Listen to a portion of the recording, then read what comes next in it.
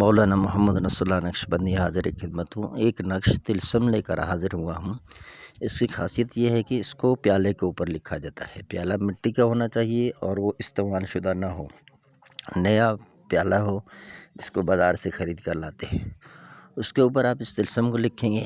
اس طلسم کو آپ شروعات تاریخوں میں لکھیں گے، عروج ماہ میں، چاند کی 3 تاریخ سے لے کر 14 تاریخ کے درمیان اس کو لکھیں گے۔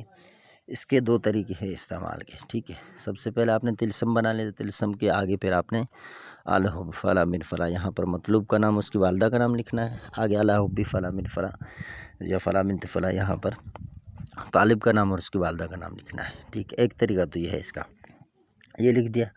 اس کے بعد آپ اس کو استعمال کریں گے، یا تو اس کو آگ میں جلا دیں گے یا پھر اس کو آگ کے نیچے دفن کر دیں گے۔ بہت ہی کمال کا مجرب المجرب ہے۔ میں نے اس کا استعمال کروایا ہے، اور یہ ابھی سے نہیں، بہت عرصہ پہلے میں اس کو اپنے استعمال میں رکھے ہوئے ہوں، تو بہت ہی مجرب ہے۔ آپ اس کو جو ہے اپنے استعمال میں لائیں، اور کسی بھی دن آپ اس کو لکھ سکتے ہیں سوائے ہفتہ اور منگل کے دن، باقی دنوں میں آپ اس کو لکھیں گے۔